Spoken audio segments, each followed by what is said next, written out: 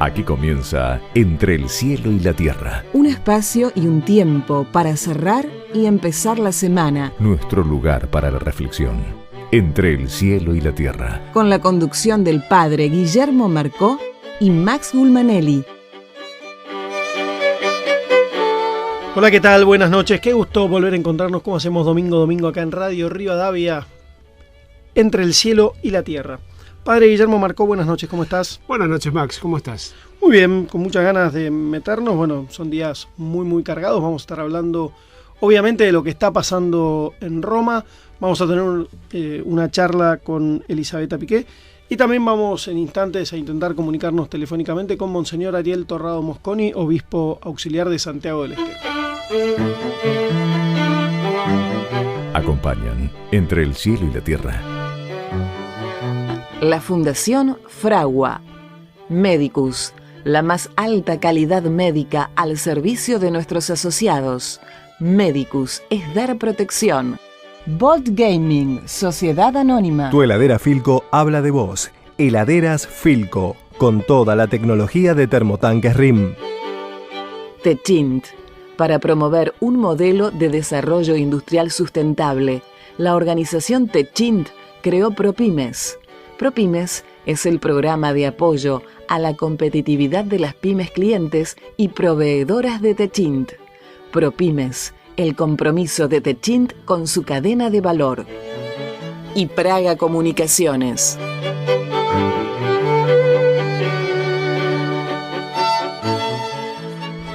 Padre Guillermo, hoy la Iglesia nos presenta un evangelio muy lindo, ¿sí? Jesús que invita a 3 de sus apóstoles, a Pedro, a Santiago y a Juan, a acompañarlo, a retirarse. Suben a un monte, ¿sí? Al monte Tabor. Y allí Jesús les muestra su rostro, ¿sí? Su verdadero rostro, no ya el rostro humano que ellos conocían hace un tiempo y que veían todos los días, sino el rostro divino, les muestra su propia esencia.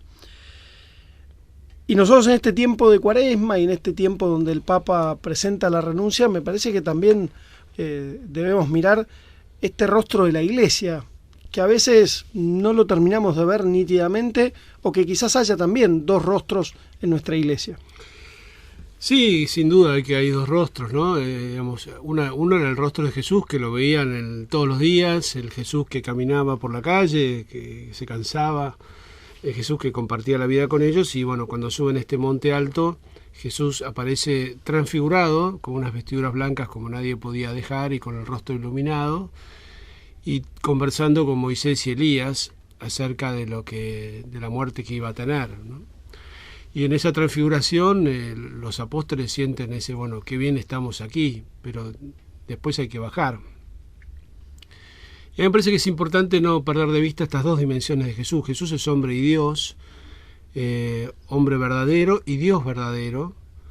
Y la Iglesia también tiene su lado humano y su lado divino, ¿no? La Iglesia sigue existiendo. Cuando uno mira, digamos, las otras religiones, no tienen una institución visible, van cambiando. Ni el Islam tiene una autoridad máxima, ni una estructura de gobierno, sino que es una religión que está asociada a los regímenes de diferentes países, y son los califas o los presidentes de países los que sostienen en una alianza casi inquebrantable religión y Estado. El Estado judío, por ejemplo, no es confesional. La religión judía, cada rabino, al estilo de los pastores protestantes, puede tener su propia corriente de pensamiento y no hay nadie que pueda dirimir entre ellos. El gran rabino fue un título que usó Napoleón justamente porque había tanto rabino con el que quería hablar con él, que al final dijo, bueno, elijan uno y yo hablo con ese. Pero, digamos, más bien un título que se detenta a veces, por ejemplo, aquí el que está a cargo de la AMIA, que es la mutual de la comunidad, pero después cada comunidad vota un delegado para la DAIA. La Iglesia es una estructura espiritual, pero también una estructura visible. Tiene un gobierno concreto, tiene un territorio, tiene una persona que la gobierna, que es el Papa, y por lo tanto tenemos esa doble conexión, digamos, entre lo espiritual y lo concreto de lo que uno ve, ¿no? También en la Iglesia uno ve en los primeros, este primer núcleo chiquitito que convocaron los apóstoles, los primeros seguidores de Jesús, que realmente era, digamos, complicada la relación. No es que todo fluía armoniosamente, y los textos no ahorran en decirnos, bueno, que Judas robaba de la bolsa común, que Pedro fue el primer apóstol público de la fe, lo negó a Jesús 3 veces, que se peleaban por los primeros puestos, Juan y Santiago, que, digamos, cuando estemos en tu reino, a ver quién se va a sentar a tu derecha, quién a tu izquierda, que muchas veces no entendían todas cosas que Jesús les dice en el Evangelio, y sin embargo eran los que Jesús eligió, ¿no? Entonces, me parece que cuando uno mira la historia de la Iglesia y aún mira todo esto que aparece en los diarios hoy en día, no tiene que dejar de recordar que la Iglesia sobrevive, sobre todo, a pesar de su pecado, y sin duda con una invitación concreta a la conversión, pero en nosotros convive la santidad y el pecado, en cada uno de nosotros y también en la Iglesia. La Iglesia es santa por los méritos de Cristo, pero pecadora por sus miembros, ¿no? Así que me parece interesante pensar en esto, cambio y conversión. Una estrella de oro y miel se encendió en mi corazón y fue cubriendo mi piel la espesura de su amor, Madre de la libertad. Muéstrame en tu Hijo el sol.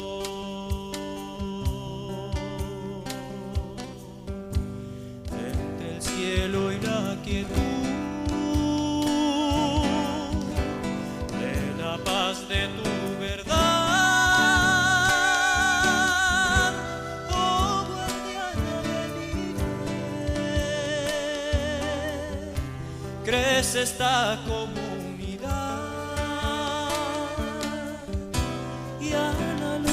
La oración nos hermana tu bondad, oh María, Madre fiel, cuidaré bien de esta flor que sembraste en mi jardín, le daré todo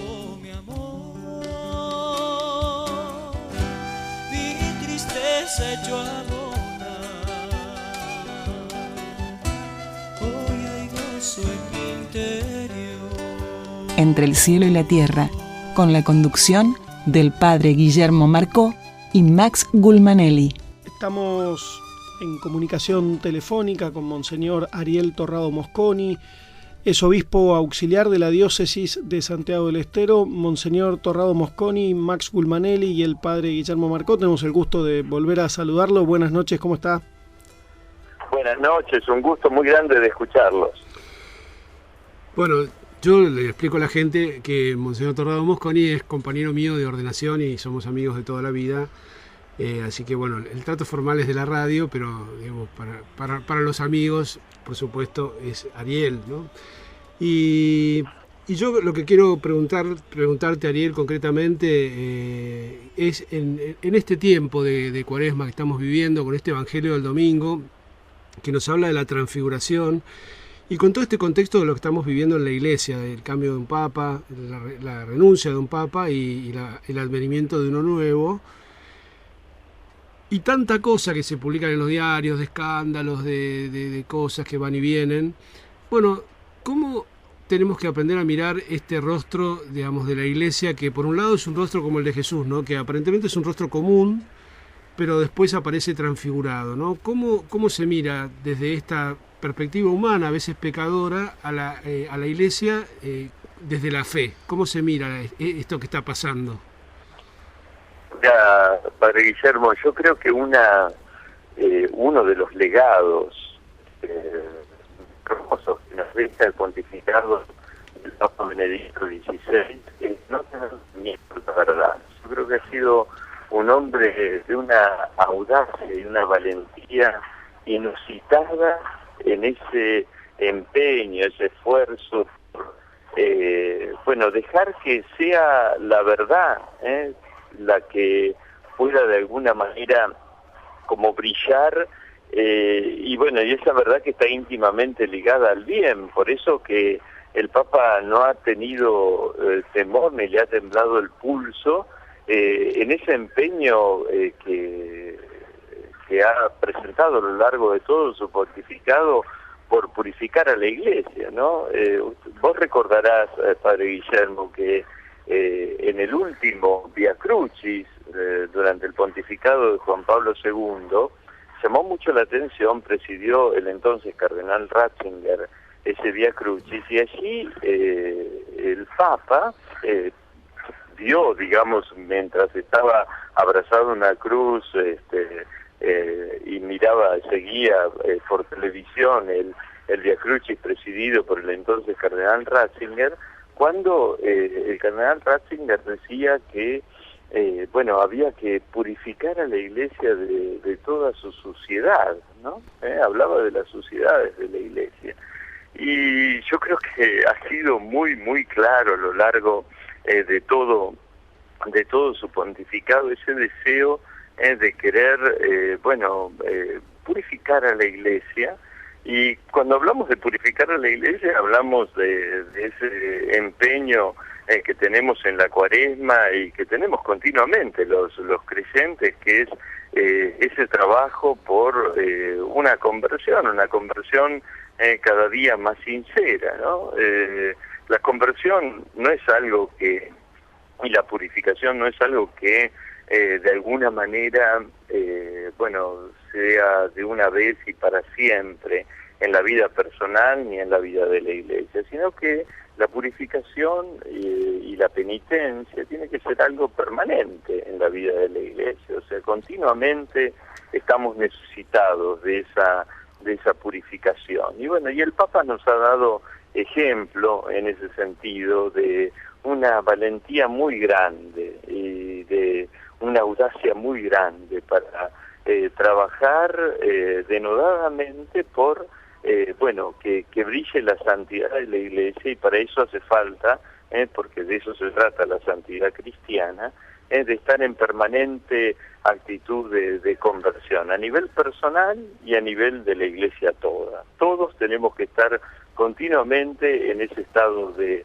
purificación. Vos sabés bien, Padre Guillermo, lo hemos conversado tantas veces, ¿no? La santidad cristiana no está en la impecabilidad, sino precisamente en tener conciencia de que somos pecadores arrepentidos y que todos necesitamos ese perdón de Dios, esa fuerza que viene de Dios para poder ser purificados, y al mismo tiempo, bueno, empeñarnos cada día por tratar de mejorar y por tratar de ser cada día más fieles a Jesús, más fieles al Evangelio. Así que muchas veces hay una concepción errónea, ¿no es cierto?, como si la santidad humana, la santidad cristiana, consistiera en una especie de perfección como lo concibe el mundo griego, ¿no? Y la santidad cristiana no consiste en eso.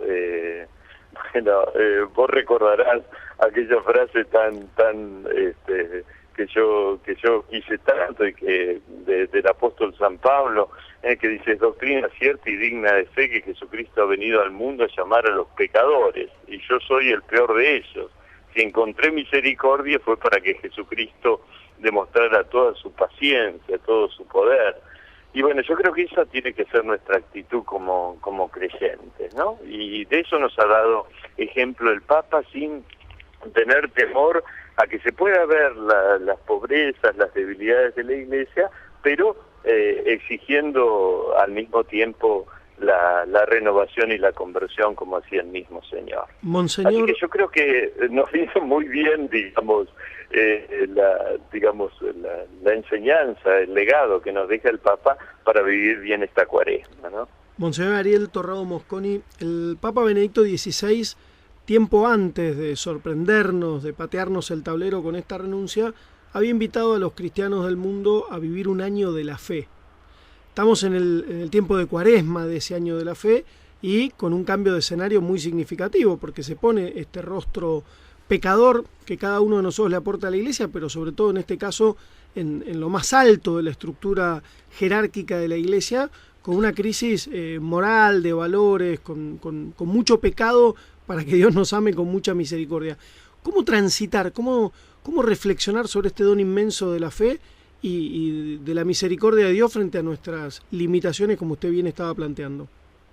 Sí, mira, yo creo que el Papa, al proclamarnos este año de la fe, nos ha legado también como un diagnóstico muy certero sobre la situación de la Iglesia y yo diría de la humanidad en el mundo actual, ¿no? El problema más grave es un problema de fe, que, bueno, que yo diría que tenemos que subsanarlo a través de volver a centrar nuestro corazón y nuestra mente en Cristo, aquel que es la verdad y aquel que puede realmente ser la fuente de la fe verdadera, ¿no? Porque yo creo que nos movemos en un mundo que claramente falta contra la fe, yo diría como en dos extremos, ¿no? Contra la fe se puede pecar, decía Santo Tomás, por dos razones, o por exceso o por defecto. Aunque parezca mentira, también se puede pecar en la fe por exceso, ¿no? Por defecto sería la incredulidad, que es el signo más claro del secularismo, de un mundo y de una sociedad que se olvida de Dios. Y por otro lado, en el otro extremo, está la credulidad, ¿no? Que es creer en cualquier cosa. Y cuando perdemos de vista la conciencia de la importancia de centrar nuestra fe en la verdad, nuestra fe en aquel que es la verdad que es Cristo, comenzamos a caer, y uno ve en la sociedad actual, en el mundo, como mucha credulidad, ¿no? Donde se cae a veces en una concepción, yo diría, de un neopaganismo, de acudir a la superstición, a tantas formas distintas de superstición, de algunas más sofisticadas a otras desde creer en ciertas profecías precolombinas hasta creer en ciertas religiosidades orientales o tantas formas, digamos, de que uno ve de una búsqueda de lo espiritual, pero muchas veces una búsqueda de lo espiritual por caminos que nos llevan a la libertad, que nos llevan a la verdad. Y no será Ariel, que una cosita, ¿no? Que muchas veces me parece que en nuestra predicación, a veces la Iglesia tiene una predicación más centrada en la moral y menos en la espiritualidad y en la fe de la gente, ¿no? Entonces quizás no, digamos, la gente tiene esa manera de creer así porque necesita creer, y como me decía un cura una vez, dice, mira, cuando la gente quiere oír hablar de Dios se va a la iglesia evangélica, cuando quiere fideos viene a la parroquia, ¿no? A mí me parece que a veces nos hemos centrado tanto en cierta ayuda social que hemos descuidado el centro del misterio, que es justamente anunciar que es la fe el modo de tocar a Dios en esta vida, ¿no? Sí. Sí, es cierto lo que dice Padre Guillermo.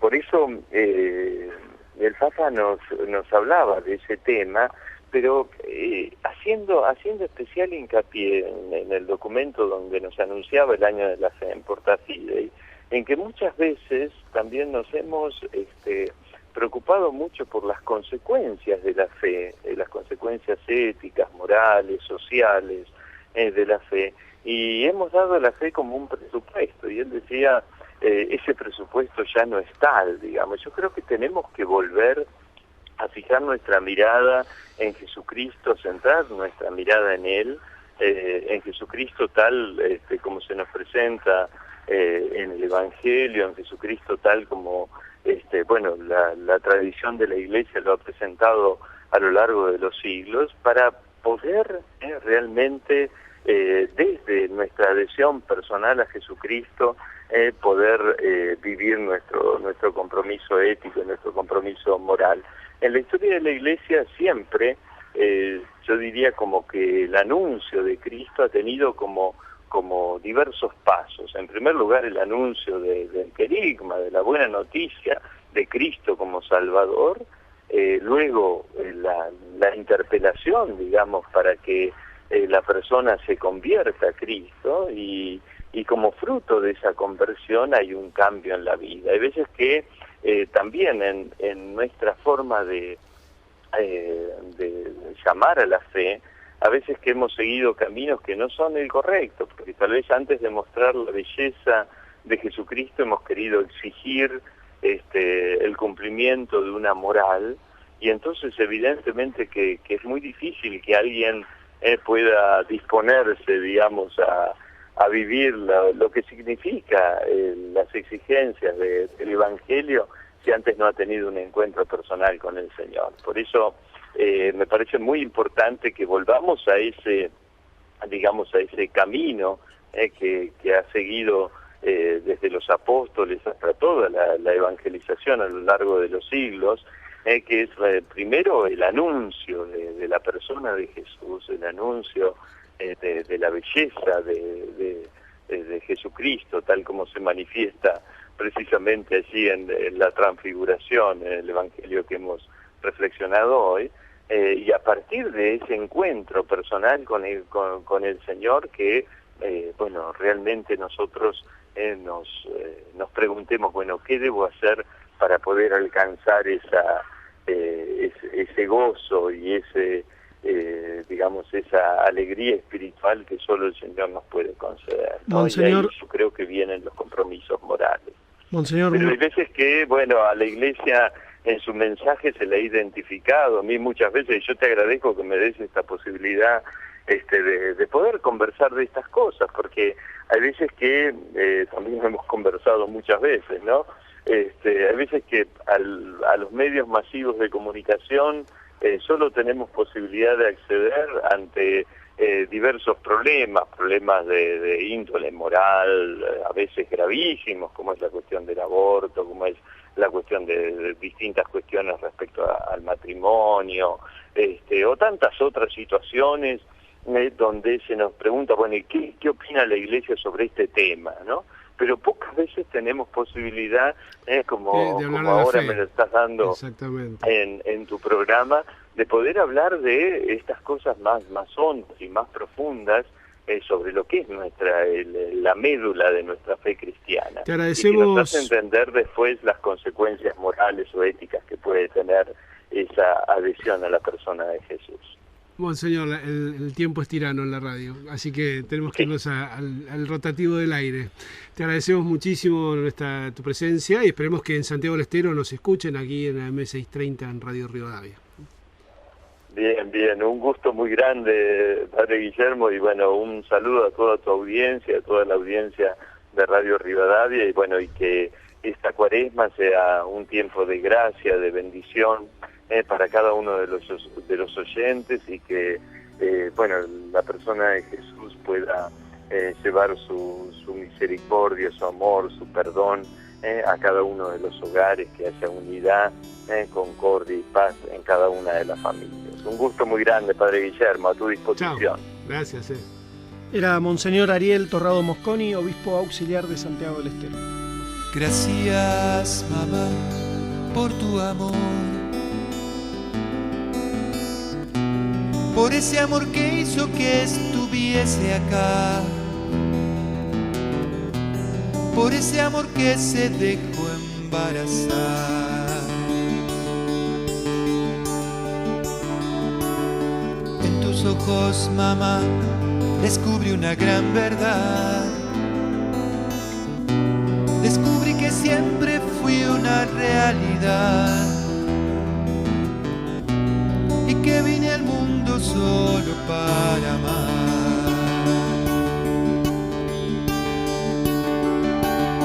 ¿Te acordás, mamá, cuando al salir del templo me perdí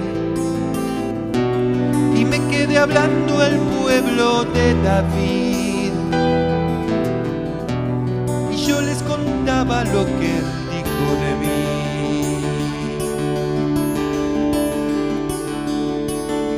Nunca olvidaré cuando junto a vos, mamá, convertí el agua en vino en Caná. Como me inundaba siempre con tu paz. Na, na, na, na, na,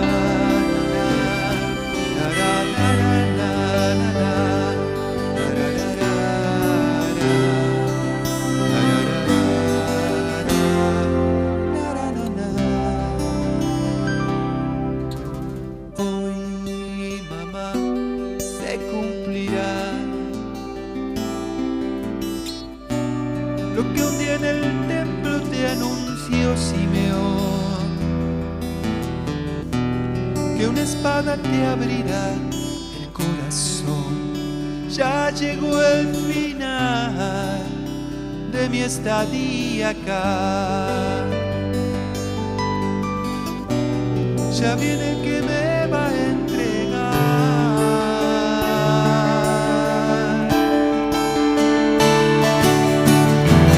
Gracias, mamá, por tu amor, por ese amor que en la cruz me acompañará. El amor del Padre me resucitará. Ya lo verás, casi en 3 días más. Y tu alegría volverá. Ya lo verás, casi en 3 días más.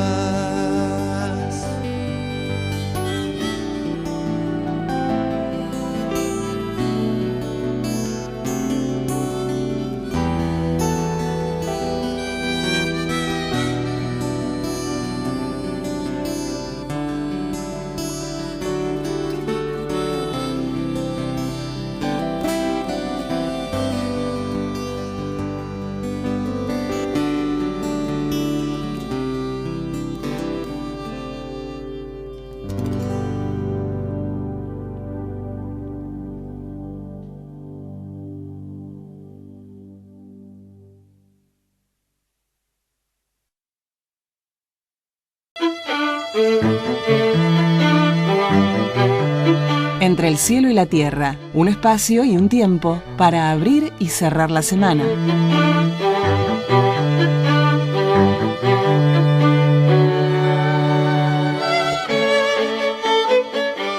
Estamos en comunicación telefónica con Elisabetta Piqué, periodista, corresponsal en Roma de diferentes medios, entre ellos el diario La Nación de la Argentina. Estamos grabando esta nota, cuando salga al aire va a ser el próximo domingo en la noche, nosotros estamos en la mañana del viernes. Elisabetta, buen día, gracias por acompañarnos. ¿Qué tal? Buen día, padre. ¿Qué tal, Elisabetta? ¿Cómo estás? Bien, bien, con muchísimo trabajo como podés imaginarte. Me imagino. Yo te recuerdo especialmente en estos días, teniendo en cuenta que bueno, compartimos las anteriores jornadas del cónclave cuando murió Juan Pablo II y terminó asumiendo Benedicto XVI, ¿no? Fueron días intensos aquellos también. Fueron días intensos y bueno, lo primero que podemos decir es hacer un poco una comparación, te digo, si vinieras, pero creo que ya te puedes imaginar que se respira un clima totalmente distinto porque bueno, estamos por tener un cónclave, pero bueno, no se ha muerto un papa, Benedicto XVI, bueno, como bien todo el mundo sabe, pateó el tablero en cierto sentido, con un gesto totalmente inesperado, más allá de que él ya en el famoso libro Entrevista a Luz del Mundo había dicho ante una pregunta que él, digamos, nunca descartó el tema de la renuncia, pero bueno, sigue siendo una noticia que desconcertó a todo el mundo, mismo en el Vaticano, pero también a los fieles, y por eso es un clima muy distinto. Por ejemplo, para darte una idea, bueno, hay realmente desconcierto, hay un clima, por ejemplo, en las últimas apariciones de Benedicto o las primeras post-anuncio de renuncia, realmente, el desconcierto palpable entre la gente, más allá de que muchos coincidan, bueno, el gesto de valentía absoluta, de coherencia absoluta, de racionalidad absoluta de Benedicto XVI, hay también una especie se percibe, ¿no?, la desorientación total de la gente, porque yo te voy a hacer un pequeño análisis, remontándome a algo que, bueno, fue el Concilio Vaticano II, que marcó una edad de retiro para todos los obispos que también terminaban la vida en sus diócesis, que morían a los 75 años. La Iglesia les fijó que tenían que renunciar. Eso también fue algo revolucionario, pero que a lo que estamos acostumbrados a que haya obispos eméritos y que se nombren obispos nuevos, ya es algo habitual. Cuando Pablo VI cumplió 75 años, la prensa en aquel momento estaba esperando a ver si el Papa renunciaba o no, porque, digamos, es obispo de Roma, hay que ver si lo involucraba o no, y Pablo VI decidió continuar. Vos también fuiste testigo de lo que, bueno, fue el papado de Juan Pablo II en sus dos caras. Por un lado, un papado muy activo, de mucho viaje, de mucha cosa, y se había vuelto de alguna manera un ícono mediático. O sea, Juan Pablo II eligió morir de pie frente a la cámara, algo inédito, pero que, digamos, en cada gesto él no necesitaba hablar mucho, pues ya no podía casi, pero creo que esa imagen de él, digamos, llevando la cruz en su dolor, con lo que había sido su papado anterior, el cariño que le tenía a la gente, era una imagen válida. A mí me parece que lo que hace Benedicto XVI es terminar algo que era un problema, es un problema para la Iglesia, porque la Iglesia se ha vuelto en algún sentido una gerontocracia. Y los papas, digamos, iban a tener que elegir otro papa más anciano, porque dicen, bueno, son papados muy largos, si no, ¿no? Entonces, el Papa con esto marca, bueno, digamos, hay que elegir uno más joven, no hacen falta, para mí, ¿no?, alguien más fuerte, sin duda lo está diciendo, y por otro lado, bueno, cuando ya no puede más, tiene que irse a su casa. Y me parece que está terminando de cerrar algo que había quedado ahí bastante irresuelto y que en definitiva solamente un Papa lo podía resolver. No sé si es tu opinión. Sí, seguramente. Te diría que yo me parece que es un gesto que va más allá del tema de que muchos dicen, como decís vos, que quizás desacraliza o humaniza la figura del Papa, que quizás puede ser ya interpretada no como un cargo de por vida. Al margen de eso, yo creo que él también, y también en base a todas estas catequesis, la homilía del miércoles de ceniza, el ángelus del domingo pasado, lo que él está diciendo también, él está dejando, al menos muchos analistas acá lo dicen, un testamento, ¿no? Porque él está hablando, está más allá de que es periodo de Cuaresma y es lógico que se hable de las tentaciones a los que fue sometido Jesús en el desierto, etcétera, el diablo, pero él está dando mensajes muy fuertes de una iglesia con ese, como él dijo, con el rostro desfigurado. Es decir, muchos piensan que él no logró, muchos tenían la expectativa también después de sus famosas, esas meditaciones de la Semana Santa del Vía Crucis de 2005, cuando él habló de la suciedad de la iglesia, de que él iba a hacer esa reforma de la curia que desde el 2005, no sé si te acordás, antes en el cónclave se hablaba de que era necesaria y que no pudo hacer. Si empezamos a hablar de todo, bueno, del problema enorme que hubo con su secretario de Estado Bertone, que no era diplomática y que, bueno, fue para muchos el culpable de muchas situaciones, pero también de situaciones, es decir, el Batilix, el escándalo, uno dirá, es culpa de los periodistas, pero todo salió del Vaticano. Es decir, yo voy a defender a los periodistas porque toda la información, digamos, de esa corrupción, de esos males y de mucha cosa que no funciona en la curia salió del mismo Vaticano, y yo creo que el acto de Benedicto XVI, y lo dicen muchos expertos acá, es como un gesto de rebelión extrema a esa situación que él evidentemente, que es un papa que ya fue electo con 78 años, no tenía la fuerza para resolver.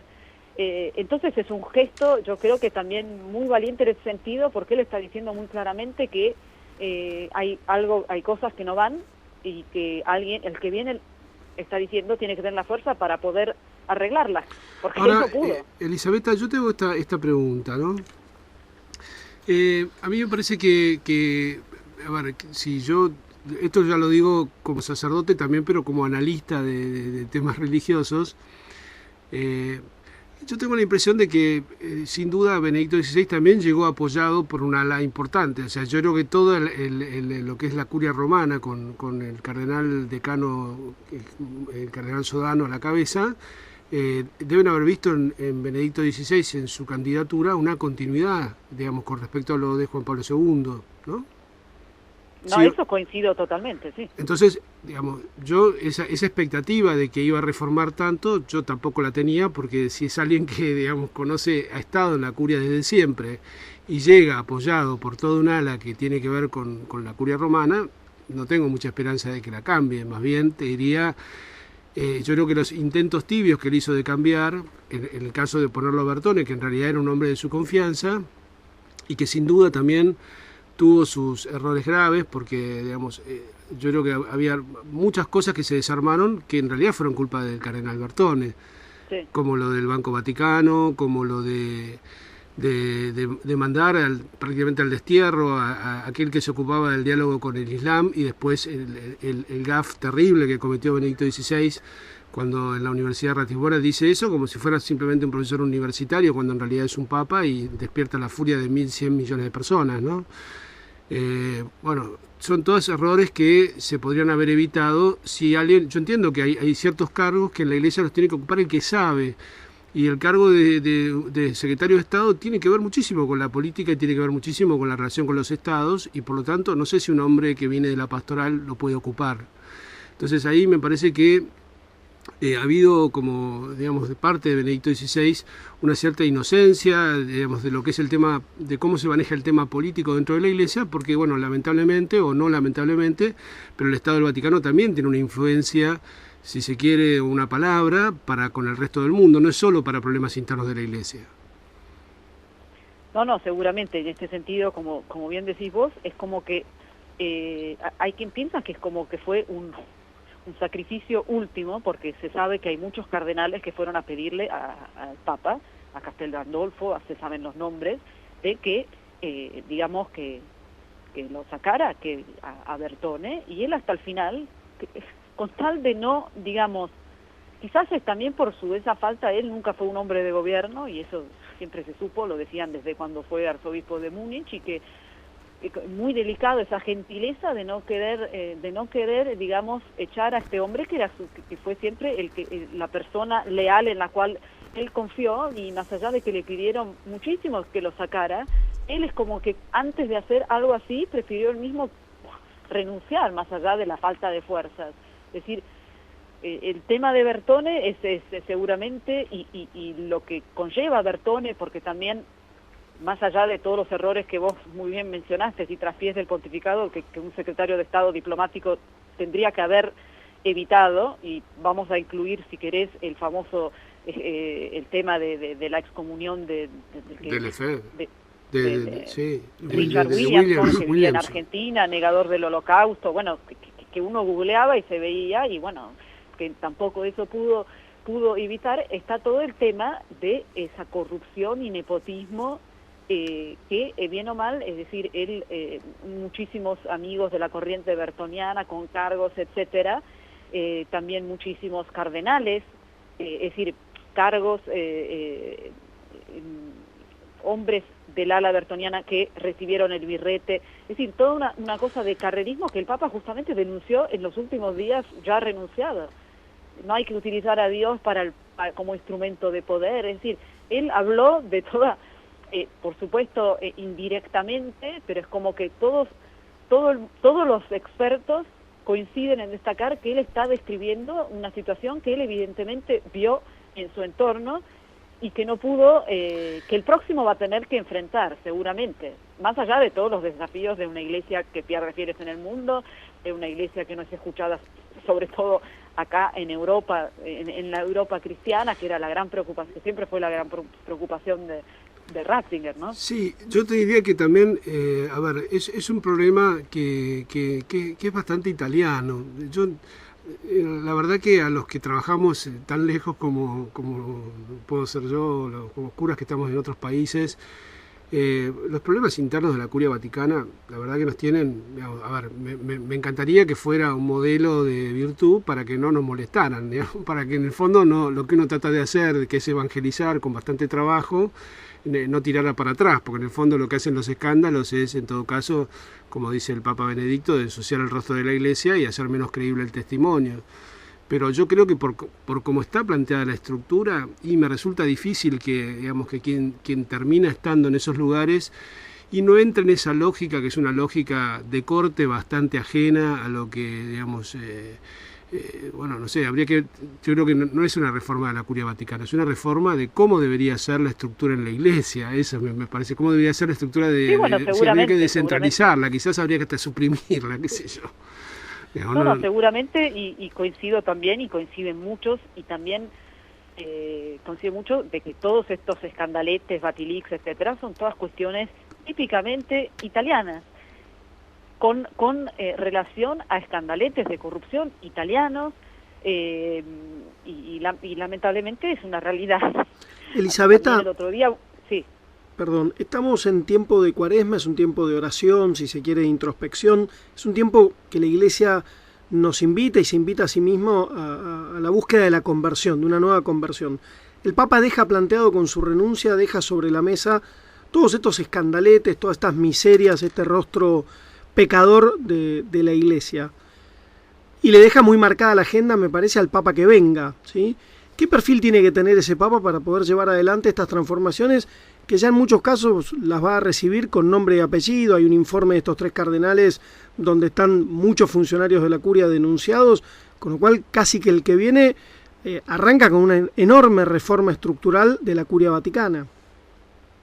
Sí, bueno, yo justamente estuve trabajando en ese tema y hay bastante coincidencia, hablando cardenales y con gente, coincidencia en que, bueno, que las características del próximo Papa tiene que ser alguien fuerte no solo de salud física, y eso no quiere decir joven, tiene que ser alguien fuerte sobre todo en carácter, justamente quizás ese carácter que le faltó a Benedicto, que no tuvo la fuerza quizás se lo pedían muchos y muchos cardenales que él respeta mucho, como Scola o como Meissner, es decir, que le pidieron de que se deshiciera de Bertone, y que no decía, bueno, fuerza de carácter, punto 1, bueno, más allá, tiene que ser también un pastor, alguien que haya tenido experiencia pastoral, que conozca el pueblo de Dios, digamos, que sepa comunicar, que le sepa hablar a la Iglesia y que sepa gobernar, es decir, que tenga también, obviamente uno dice, sí, bueno, la Iglesia no es una empresa, pero bueno, será también el Papa Manager, en cierto sentido, aunque por supuesto es imposible que un hombre solo pueda gobernar a una iglesia de más de 1.200 fieles en todo el mundo, pero bueno, virtudes de gobierno que hagan que sepa elegir bien a quienes lo van a acompañar en esta inmensa tarea de gobernar a la Iglesia, y entonces elegir bien significa quizás no cometer el error de haber puesto a un hombre en el cual él confiaba muchísimo como Bertone, pero que evidentemente no hizo bien su trabajo, o sea, alguien, digamos, que tenga la competencia, y los demás también, digamos, virtudes, me decía el otro día un sacerdote, virtudes de gobierno, es decir, saber elegir bien sus colaboradores, saber delegar bien, y es decir que estas serían, bien o mal, lo que todo el mundo coincide, las características: un papa fuerte, un papa que sepa gobernar la Iglesia, un papa santo, un papa pastor, un hombre de fe, por supuesto, y que sepa hablarle al mundo de hoy. ¿Ves un escenario en el primer tiempo del papado de importantes funcionarios de la Iglesia expulsados, por decirlo claramente? Después de todo lo que ha dicho el Papa en estos días, digamos, y si lo interpretamos como dijimos antes, uno se esperaría que sí, pero sabemos que, por ejemplo, ha habido movidas ahora con el Papa ya renunciado, que por ejemplo Bertone, que ya sabe que, bueno, que él obviamente va a durar muy poco como secretario de Estado, y él igual ahora va a tener en el interregno un papel muy importante porque él es el camerlengo, pero él el otro día con el tema de Lior, que se decidió después de 9 meses, el que reemplazó a Gotti Tedeschi, él sigue estando como presidente de la comisión de cardenales que también controla el Lior, y es un cargo de 5 años, es decir, hay muchas cosas que y después es cierto también, todos coinciden en que bueno, es decir, es todo muy incierto.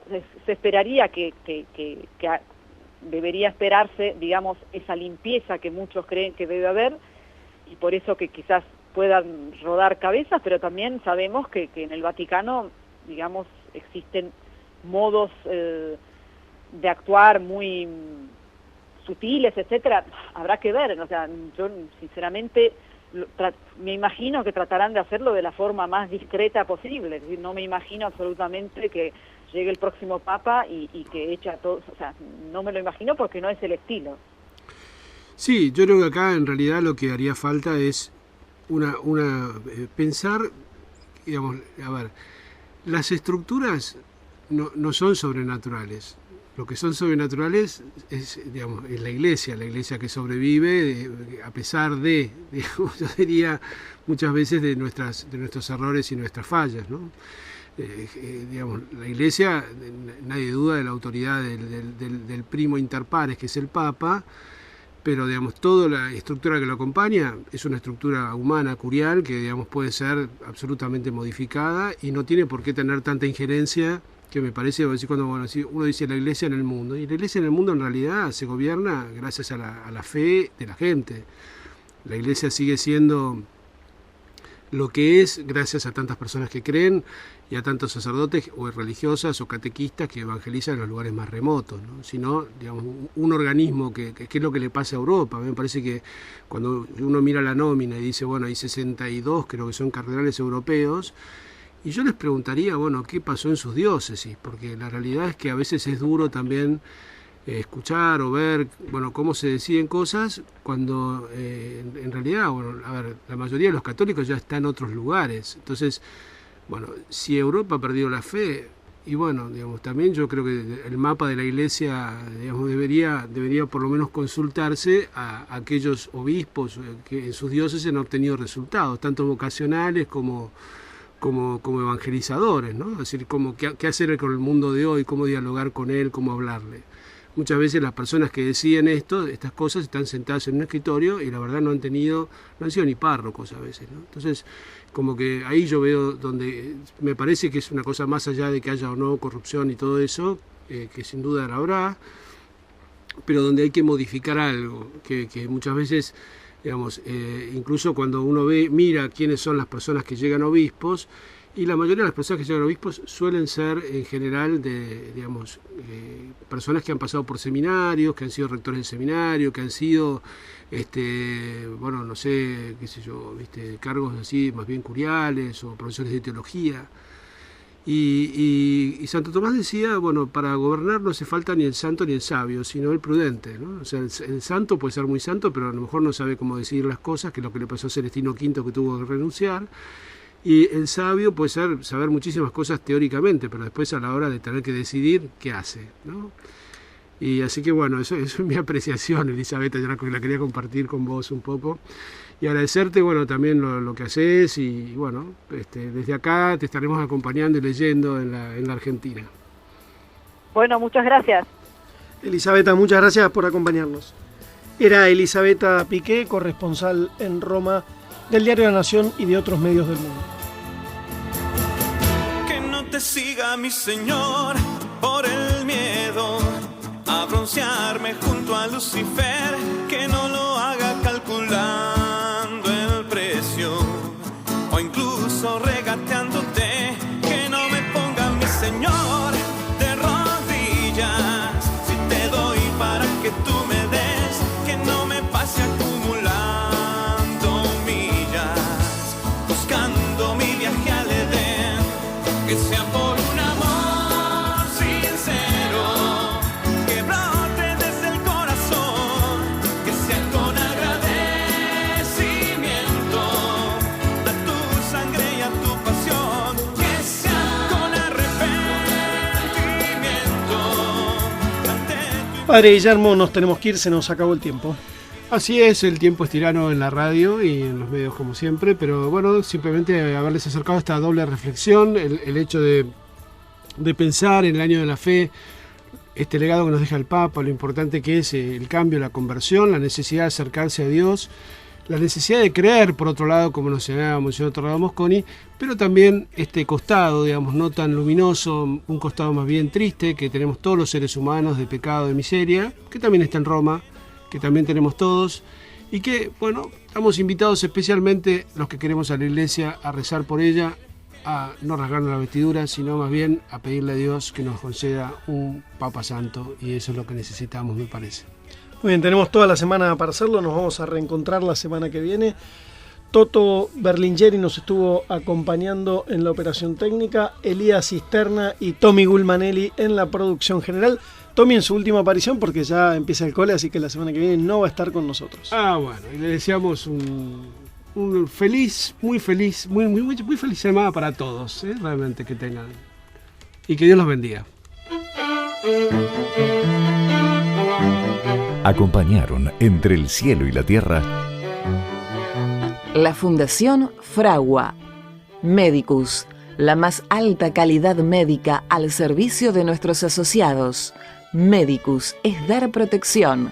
Bolt Gaming, Sociedad Anónima. Tu heladera Filco habla de vos. Heladeras Filco, con toda la tecnología de termotanques RIM.